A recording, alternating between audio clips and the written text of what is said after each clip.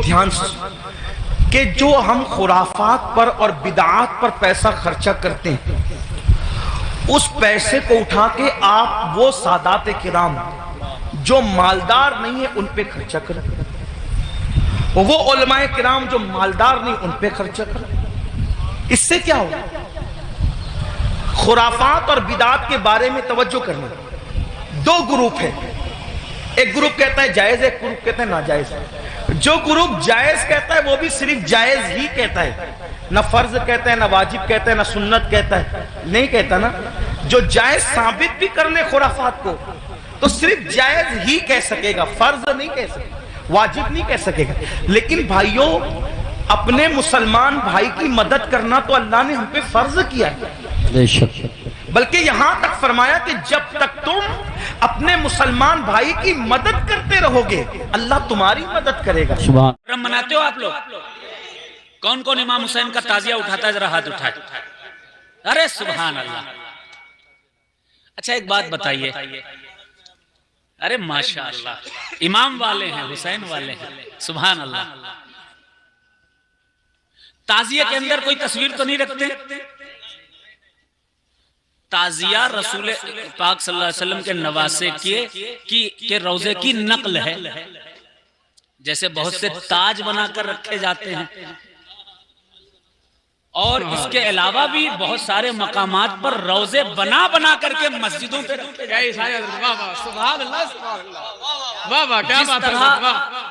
अपने अपने घरों में लोग पोस्टरों में रोजे बना करके रखते हैं। जी जी, उसी तरह नकले रोजे इमाम हुसैन है ताजिया।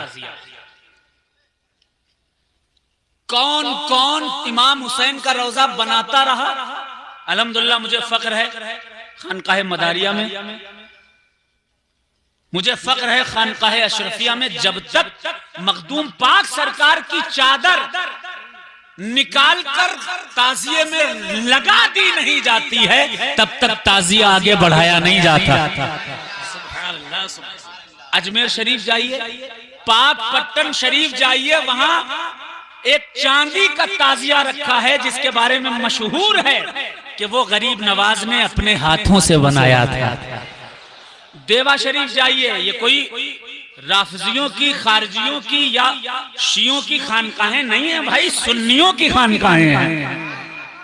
वहां तकरीबन 8 से 9 ताजिए वारिस पाक की मजार के बगल में इमाम चौक है, वहां रखे हुए हैं। मशहूर है कि ये ताजिए खुद वारिस आजम ने अपने हाथों से बनाए थे।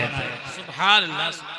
कहीं भी चले जाएं, पूरे हिंदुस्तान की किसी खानकाह में चले जाएं, बरेली जाएं, शाह नियाज बेनियाज सरकार की बारगाह में भी ताजिया इमाम हुसैन का रखा हुआ। अच्छा ठीक है, अगर कोई चीज हराम होती है तो वो अपनी बुराइयों की बुनियाद पर, जाती तौर पर, अगर उसके अंदर झूठ हराम है, बदकारी हराम है, और जिस कदर उयूब है वो चीजें हराम हैं, लेकिन जिन चीजों से दीन का फायदा हो वो हराम नहीं हो सकती।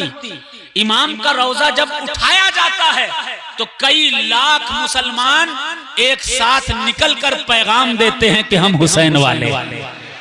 तभी किसी शायर ने कहा था, जो चाहते हो जमाने पे दबदबा रखना तो नाम अपने मोहल्ले का करबला रखना। जो चाहते हो जमाने पे दबदबा रखना तो नाम अपने मोहल्ले का करबला रखना। नबी की पुश्त पे मौला हुसैन बैठे थे, तभी सवाब है कांधे पे ताजिया रखना।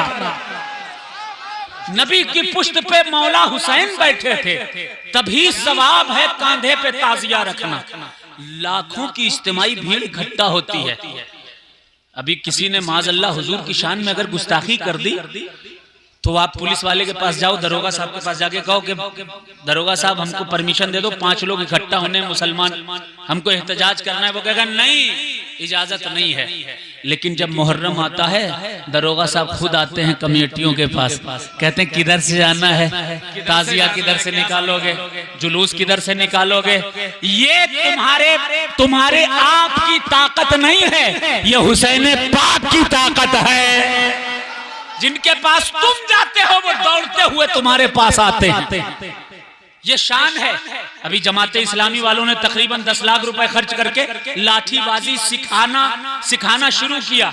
मैंने कहा बेवकूफ हो, जब यही जमाते इस्लामी के मुसलमान सुन्नी थे और ताजियादारी करते थे तो फ्री में मुहर्रम के दिनों में ये लाठीबाजी सीखा करते थे। अब उनकी जान बचाने के लिए तुम लाखों खर्च कर रहे हो। यही तो मेरे हुसैन की करामत है।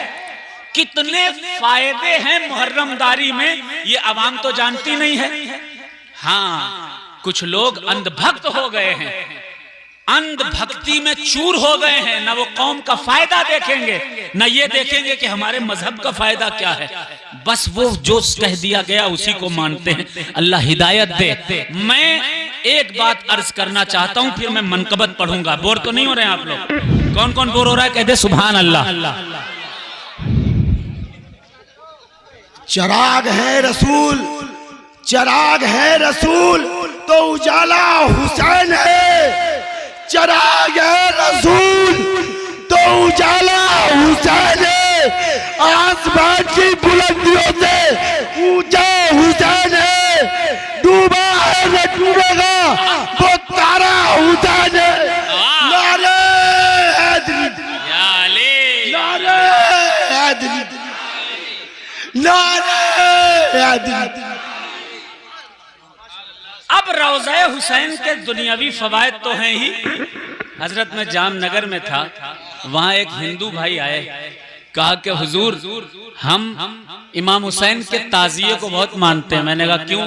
कहा मैं जब छोटा सा था 7-8 साल का तो मेरी कमर टेढ़ी थी और वो सीधी नहीं होती थी। तमाम डॉक्टरों को और अपने साधु संतों को दिखा लिया। एक सैयद साहब जामनगर में आए तो मेरी माँ उनसे मिलने गई। कहा मेरे बच्चे का ये हाल है। कहा परेशान मत हो, अभी मुहर्रम आने वाला है, इमाम के ताजिए के नीचे से बच्चे को गुजार देना, बच्चा ठीक हो जाएगा। यकीन मानिए वो शख्स कह रहा था कि मेरी माँ ने मेरी उंगलियों को पकड़कर ताजिए के नीचे से जब दाखिल किया, जब ताजिए के अंदर दाखिल किया तो मुझे महसूस हुआ कि मेरे जिस्म में चींटियां सच्ची घुस गई हैं और वो पूरे जिस्म में रेंग रही हैं। और जैसे ही मैं उस पार पहुंचा मेरी कमर सीधी हो चुकी थी। इमाम हुसैन के रोजे में ये ताकत है तो इमाम हुसैन में कितनी ताकत होगी मेरे। अब कुछ लोग कहते हैं हू बहू होना चाहिए तो जायज है। उन्हीं में से कुछ लोग कहते हैं कि नहीं, होना ही नहीं चाहिए। उन्हीं में से कुछ लोग कहते हैं कि देख लोगे तो निकाह टूट जाएगा। उन्हीं में से कुछ लोग कहते हैं कि नहीं, देख तो सकते हो लेकिन हू बहू को देखो। हमें पहले एक जबान तो हो लो। एक जबान होने के बाद फिर कोई बात कही, कोई कुछ कह रहा है, कोई कुछ कह रहा है। अब मैं बताता हूँ। हजरत में मेरे पास एक साहब आए, कहने लगे कि हजरत हू बहू होना चाहिए, तब तो जायज है वरना जायज नहीं। मैंने कहा ये कहाँ से ये आप उसूल लेकर आए हो? कोई फिकही उसूल है? कहाँ का उसूल है? ऐसा तो मैंने कभी नहीं पढ़ा, किसी किताब में नहीं पढ़ा कि हू बहू होना चाहिए। अगर हू बहू होना ही जरूरी होता तो हर मस्जिद खाने काबा जैसी होती। हू बहू होना ही होता तो हर दरगाह वो गुंबद खजरा जैसी होती।